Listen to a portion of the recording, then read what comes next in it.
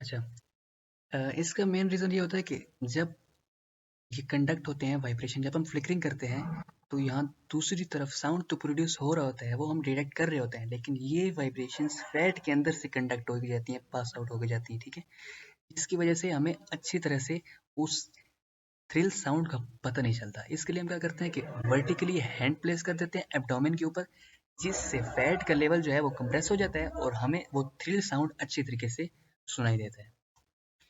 अगला हम टेस्ट करते हैं शिफ्टिंग डलनेस टेस्ट, ठीक है। ये हम तभी परफॉर्म कर सकते हैं जब एब्डोमेन के अंदर एसाइटिक फ्लूइड का लेवल 500 ml हो, ठीक है, या इससे ज़्यादा हो। इसके अंदर क्या होता है कि presence of the dullness in the flank, flank region, ये साइड वाले रीजन, यहाँ पर डलनेस होगी, डलनेस साउंड प्रेजेंट होगा, ठीक है, क्योंकि यहाँ पर फ्लूइड एक्यूमुलेट होता है, ठीक है। And central abdominal resonance suggest ascites. Central abdomen में हमारे पास एयर होती है यहाँ पर, ठीक है, अपवर्ड एयर होती है और साइड पे फ्लूइड होता है, ठीक है।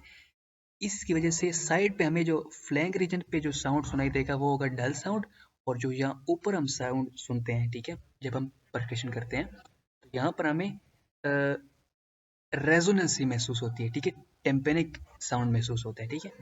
तो हम किस तरह करते हैं कि परकशन को सेंटर से स्टार्ट करते हैं यहाँ से और फ्लैंक रीजन तक चले जाते हैं, ठीक है, यहाँ तक।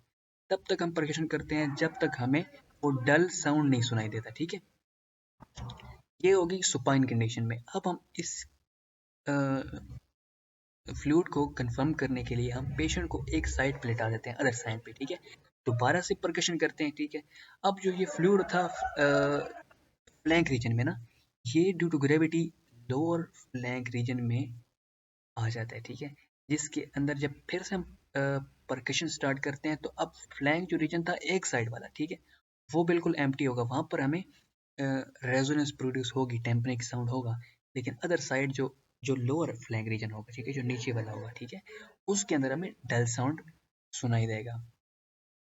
फिर है पुडल साइन। पुडल साइन हमारे पास एक ऐसा एग्जामिनेशन है जिसके अंदर हम एसाइटिस की प्रेजेंस का पता चलता है, जिसके अंदर और स्मॉल अमाउंट भी हो ना एसाइटिस की, तो वो हम भी उसमें वो भी डिटेक्ट कर लेते हैं। कितना स्मॉल एज 120 ml का एसाइटिक फ्लूइड भी हम इस टेस्ट के अंदर डिटेक्ट कर लेते हैं। फिर यदि इन्वेस्टिगेशन में इंस्पेक्शन ऑफ एसाइटिक फ्लूइड करेंगे कि उस फ्लूइड का मुआयना करेंगे, ठीक है, कि वो एसाइटिस उसका काज क्या है और उस फ्लूइड की अपीयरेंस क्या है। अगर तो सिरोसिस काज है तो फिर हमारे पास उसकी अपीयरेंस क्लियर स्ट्रॉकलेट और लाइट ग्रीन होगा। मलिग्नेंट डिजीज की वजह से हुआ है तो ब्लडी होगा, इन्फेक्शन की वजह से हुआ है तो क्लाउडी क्लाउडी होगा। एंड फोर्थ नंबर पे बिलियरी कम्युनिकेशन की वजह से हुआ है, अगर वो काज है तो हैवी ब्लड स्टेनिंग नजर आएगी यहाँ पर। और लिम्फेटिक ऑब्स्ट्रक्शन अगर उसकी वजह से हुआ था तो मिल्की वाइट नजर आएगा, ठीक है।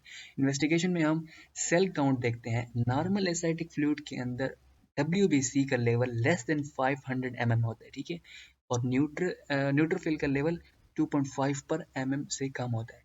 लेकिन अगर ये लेवल इंक्रीज हो जाए और देखो WBC जब एलिवेट लेवल करेगा, बढ़ेगा, साथ साथ लिम्फोसाइट भी इंक्रीज होंगे, ठीक है, उसका लेवल भी बढ़ जाएगा, तो फिर हमारे पास क्या होगा कि ये कंडीशन हो सकती है सस्पेंशन ऑफ एब्डोमिनल ट्यूबरक्लोसिस, ठीक है। एब्डोमिन के अंदर टीबी हो जाएगी, ठीक है, इन्फ्लेमेशन है वो, सॉरी इन्फेक्शन है, बैक्टीरियल इन्फेक्शन एब्डोमेन के अंदर, या पेरिटोनियल कार्सिनोमेटोसिस हो जाएगा, ठीक है।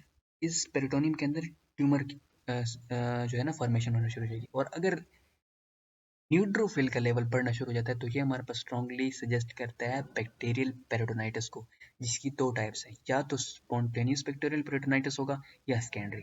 स्पॉन्टेनियस बैक्टीरियल पेरिटोनाइटिस तब होगा जब फ्लूइड एसाइटिक फ्लूइड के अंदर प्रोटीन का कंटेंट लेस देन 1 ग्राम पर डेसीलीटर होगा, तो फिर हम कह सकते हैं कि इस पेशेंट को स्पॉन्टेनियस बैक्टीरियल पेरिटोनाइटिस है, ठीक है। फिर आता है एल्बुमिन एंड प्रोटीन। इसके अंदर साग टेस्ट हम करते हैं। साग टेस्ट हम बेसिकली बेस्ट है एसाइटिक के काज को फाइंड आउट करने के लिए कि उसका काज पोर्टल हाइपरटेंशन है या नॉन पोर्टल हाइपरटेंशन है। अगर तो साग की वैल्यू ग्रेटर देन 1.1 ग्राम पर डेसीलीटर आती है तो इसका मतलब है कि इसका काज पोर्टल हाइपरटेंशन है, ठीक है। और अगर साग की वैल्यू इससे कम आती है तो इसका मतलब है कि ये नॉन पोर्टल हाइपरटेंशन है। इस टेस्ट की एक्यूरेसी 95% है, करेक्ट हमें बताता है, ठीक है। लेकिन 4% पेशेंट ऐसे होते हैं जिसके अंदर एसाइटिक्स मिक्स्ड होता है, ठीक है, बोथ पोर्टल हाइपरटेंशन की वजह से भी काज हो सकता है और नॉन पोर्टल हाइपरटेंशन भी इसका काज हो सकता है, ठीक है। हमें पता है कि पोर्टल हाइपरटेंशन हमें तब होती है जब प्रोटीन का कंटेंट ग्रेटर देन 1.1 ग्राम पर डेसीलीटर हो और लेस देन 2.5 ग्राम पर डेसीलीटर हो, ठीक है। और जो नॉन पोर्टल काज था जिसके अंदर मेलिग्नेंसी आती है, ये जाहिर बात है कि 2.5 ग्राम पर डेसीलीटर से जब प्रोटीन का कंटेंट बढ़ जाता है तब हमें होती है, ठीक है। तो हाई साक की वैल्यू में इंडिकेट करती है सिर्फ और सिर्फ पोर्टल हाइपरटेंशन को, ठीक है। लेकिन इसका ये मतलब नहीं है इस के हम एक्सक्लूड नहीं कर सकते मिलिग्नेंसी को, ठीक है, जो कि नॉन पोर्टल काज है।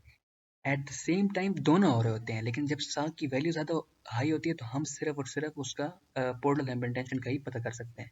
अदर टेस्ट के अंदर अगर हम आरपीसी का लेवल 50,000 से ज़्यादा होता है, ठीक है, तो हेमोरेजिक एसाइटिस हम उसे कहेंगे। पीएच अगर कम होती है 7 से तो बैक्टीरियल इन्फेक्शन की वजह से हो सकता है।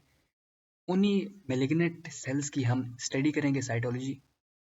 ग्लूकोज लेवल लो होता है ट्यूबरक्लोसिस पेरिटोनाइटिस के अंदर और एमाइलेज लेवल हाई होता है पेंक्रियाटिक एसाइटिस के अंदर, ठीक है।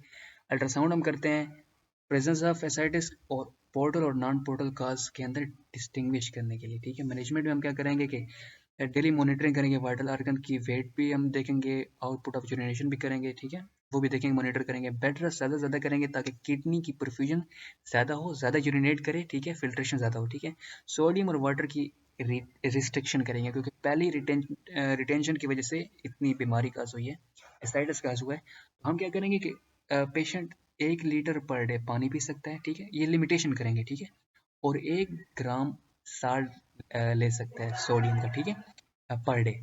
और अगर हम मिक्स लेते हैं सोडियम क्लोराइड साल्ट लेते हैं, ठीक है, तो हम 2 ग्राम यूज़ कर सकते हैं, ठीक है। स्पेसिफिक मैनेजमेंट में हम डायूरेटिक्स देते हैं। डायूरेटिक्स में हमारे पास 2 टैबलेट्स एक हमारे पास आती है स्पायरोनोलेक्टोन टैबलेट, कमर्शियली जो अवेलेबल है एल्डेक्टोन के नाम से, ठीक है। ये क्या करती है, ये एंटागोनिस्ट के तौर पर काम करती है, एल्डोस्टेरोन का एंटागोनिस्ट के तौर पर, ठीक है। एल्डोस्टेरोन तो हमारे पास रिटेंशन करवाता है, रीअब्सॉर्प्शन करवाता है ना सोडियम और वाटर की, तो ये उसका एंटागोनिस्ट काम करती है, उल्टा काम करती है, ठीक है। ये वाटर और सोडियम की रिस्ट्रिक्शन करवाती है, ठीक है। स्टार्ट में हम 25 मिलीग्राम की गोली देते हैं दिन में 4 मरतबा, ठीक है। ज़रूरत पड़ने पर हम दिन में 100 मिलीग्राम की गोली देंगे, ठीक है। और फिर हम इंक्रीज करते करते डोज 400 मिलीग्राम पर डे भी दे सकते हैं, ठीक है। मार्केट में 2.25 ग्राम और 100 ग्राम की गोलियां अवेलेबल है। दूसरी हमारे पास जो डायूरेटिक्स आती है वो हमारे पास आती है फ्रुसमाइड। मार्केट में जो अवेलेबल है वो लेसिक्स के नाम से है, 20 मिलीग्राम से लेकर 160 मिलीग्राम के पर डेसीलीटर ये अवेलेबल है, ठीक है।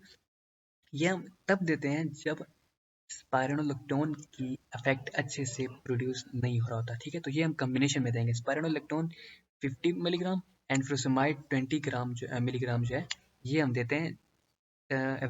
अवेलेबल है ये मार्केट में स्पायरोमाइड के नाम से, ठीक है। और फिर हम combination of frusemide 40 milligram and amiloride 5 milligram ये हमारे पास अवेलेबल है लेसोराइड के नाम से, ठीक है।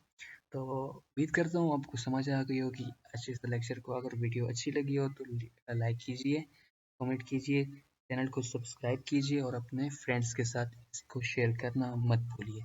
Stay tuned with us. Thank you.